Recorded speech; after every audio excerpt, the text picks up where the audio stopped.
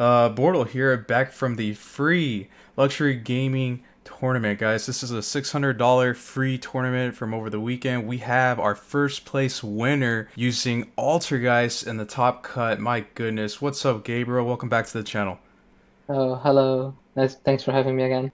Is this the greatest achievement you've attained in the online format, man? I won a YOS, I guess, which is like similar size to this. This had better players though. Okay, sweet, sweet. So, man, Altergeist, this is just insane because this is the first tournament since the ban list, which I think somewhat favored the online format to begin with, because I don't really understand why Konami's giving us a ban list, having no legal ways to play in person, because you have to respect the social distancing, right? So, assuming they don't want to give us a ban list that actually does something with the game because they don't want to address that online Yu-Gi-Oh is a thing, they basically did no ban list other than Modifaker to 3, which I guess is the one thing that changed.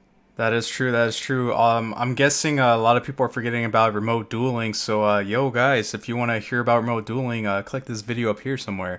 So, what made you decide to switch it up? Actually, can you explain how the structure of this tournament worked out for those that have no idea what's going on? So it was structured like the other LCS free tournament, but that was like between like long periods of time. You just played whenever you can.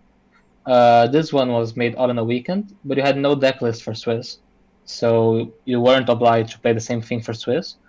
And when you get to top cut, then you submit a deck list, and that's the deck list you play for the whole top cut. I played Emancipator for the Swiss, which I went X1 with. It's pretty standard Emancipator list. And when we sat down and like looked at what people were playing, basically it was like 14 Emancipators and 2 Eldritch Synchros on top cuts. And I really didn't want to gamble because the Emancipator mirror match is pretty coin flippy and dice rolly. So the idea was like build something that can consistently beat an Emancipator to try to get a better spot, and I guess it worked out. Very nice, very nice. Before you get into your actual deck profile and explanation on this crazy list that's bringing some flashbacks for myself personally, would you like to do some shoutouts, man? So big shout out to everyone in my team, the disciples. Follow our socials; they should be linked in the description somewhere. And especially to Patty, he is the other guy that played the Altergeists and helped me a lot with the list. Nice. There you go, everyone. Bortle Nation, everyone that's listening, check out the description down below and follow the disciples. My goodness. So, without further ado, take a look at your deck profile, man. Yeah, so I think the Altergeist ratios are pretty standard. It's too Marionetter because a lot of the times you really don't want to commit it to a normal summon if you have the Mice of the Land or Metaverse. So that's why you play Chu. And with 3 Faker, you have more consistent targets for spoofing. And then you have which I guess is a different part from the deck, right? It's the Mystic Mine package. The Demise of the Lands, the Mystic Mine, and the Metaverse. This is what kind of like brought back those flashbacks. For those that don't know or do know, I was the only one to win a regional in the past couple of years with Trap Tricks, utilizing this Mystic Mine package because Demise of the Land was somewhat of a way to fight back with your opponent once they Red Reboot you, because Red Reboot was at 3 at the time, so this like stole plenty of games. So I was just very, very caught off guard that you're actually utilizing the Mystic Mine package. If you want to go into further explanation, man.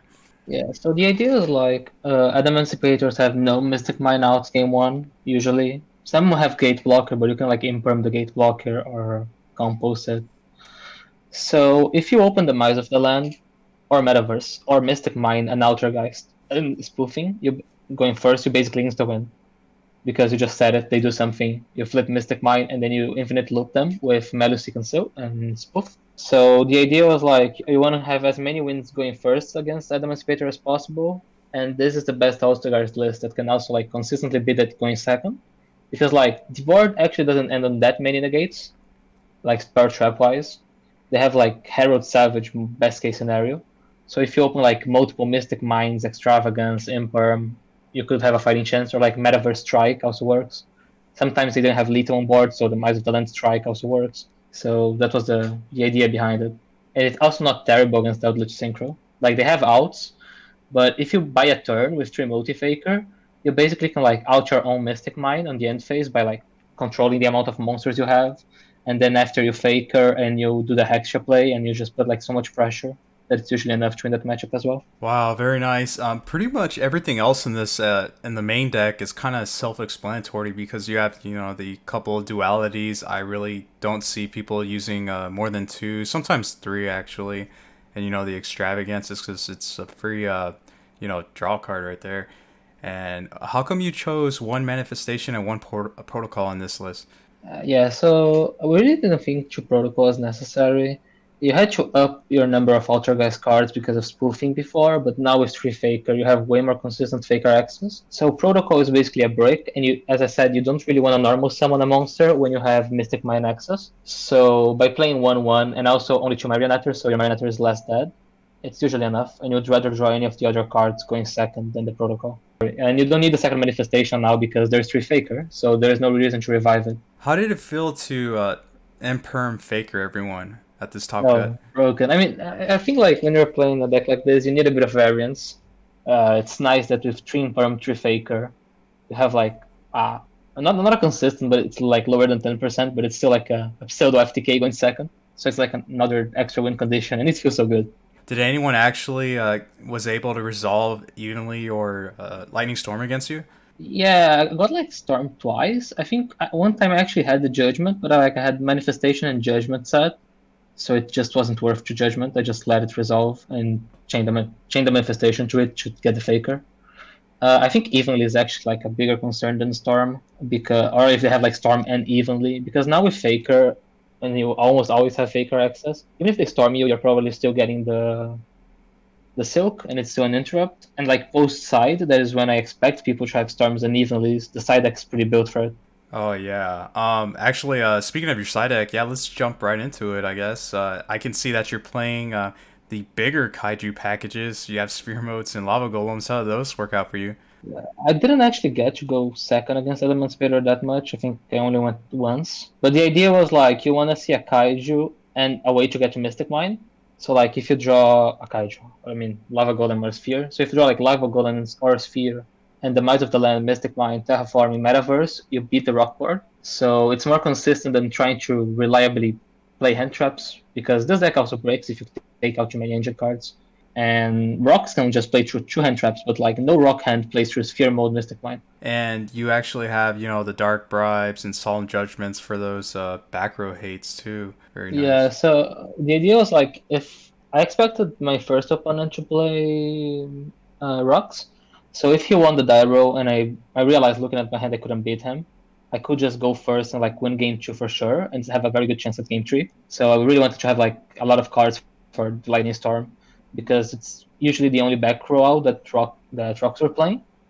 Like Storm and Reboot, but you can beat Reboot with the Might of the Land, as you said, or like Mystic Mind and Altergeist and Spoofing, or Mystic Mind and Altergeist and Compose. So more concerned about Storm mainly. Nice. And lastly, I see a set of cosmic cyclones. When's the proper timing for an Altergeist player to actually side this in? Yeah, so this was for Out Synchro because the I really don't like the. In theory, it wasn't very good. The Mystic Mind package against Out Synchro because they can conk pop it. But it was surprisingly good, like game once. But I was still siding the 3 Might of the Land, the Mine, and the Metaverse out against Out Synchro to put the Cosmic, the Judgment, and one Bribe. So I just wanted like another very good card against Out Synchro in case I had to grind with them. And it's very good because you just like remove one of their access, and your deck actually generates like way more pressure than they do if they don't get fiber. And it's very hard to resolve fiber against this deck because basically everything stops fiber. Oh yeah, that's true. You have solemn strikes and permanents. It's crazy. I love the Yes, explanation about not utilizing many hand traps and just kaijuing everything or sucking it up for sphere mode and lava golem. As far as this extra deck goes, yeah, I guess if you want to explain your ratios, because to be honest, you only really need like Link Rebo to actually play the deck. yeah, I don't think I summoned anything but Link Ribbon Hex the whole day, but there is some reasoning here. So area and Hita means that you can like pop your own Mystic Mine on the end phase if they have like 2 monsters, or like pop it and then Faker, depending on like how your hand is. And from just Faker, you can get into access code if they have Needle Fiber in the grave. Because you go like on the end phase, Faker summon Meluseek, and then you make Heaton get a Meluseek search for the Marionetter, area their Needle Fiber back, And then if you had 3 spells, you can do Selene, Revive, and Altergeist, and then make access code for a 5/3 popping 2. And you still have the Marionetter, so that's like 6/9 damage. Assuming you like Mellow Stick sometimes, it's like a win condition for post mine. Because especially game 2 and 3, you don't want to like try to deck them out because they have like so many. If they sided like a lot of outs, you don't want to give them the chance to draw. You just want to like end it as soon as possible. So maybe I would play more areas and Heathas over Linkaribos or the Anima, because a lot of the times you're not summoning the Meluseek turn 1, or you're not turning it into Linkaribo because you can't get rid of the Linkaribo and it conflicts with your mind. Thank you for that explanation because I was really pondering why are you using Hita in areas, so perfect right there. Yeah, so the Heathas because the Meluseek is water, and the area because Meluseek is water, and you can make anything fire with the Mirage. So like Uh, Narrow Silk, make it fire, revive an Ash, make Selene, make access code. Nice. And overall, this experience for you for this free tournament, it sounds pretty wild because from what I've heard, you can technically change your deck every other round in Swiss, right? Yeah, so for example, I played a guy that I knew for round 6. He knew I was playing rocks, so instead of playing hand traps, he moved to Dark Rulers to the main. I did the same. So it's a very different experience from playing like one of the big OCSs, for example. But I think it's fun, especially because the format's so stale that I think the possibility of doing something like this, at least like it was more fun than just playing rock mirrors all day. Oh yes, definitely. It's always fun to switch it up. So thanks, Luxury Gaming, for hosting this free tournament. And man, it was so cool seeing you win first place for this. Very nice. In closing, any final thoughts, man? No, I think Outer is like a solid choice. I just think like you can't just get this list and play it like on DB ladder in a tournament because I think it was very built specifically for what I was gonna play against. So it's you gotta play the deck for the correct circumstance, right? So really, but I think it was correct for the tournament. So again, guys, check out his team's YouTube channel and everything in the description down below. Thank you so much, Gabriel, for being back on the channel. Thanks for the opportunity. If you're not a part of Bortle Nation, sub for Bortle. It's that free and it's easy. Oh God, yes. Bortle out.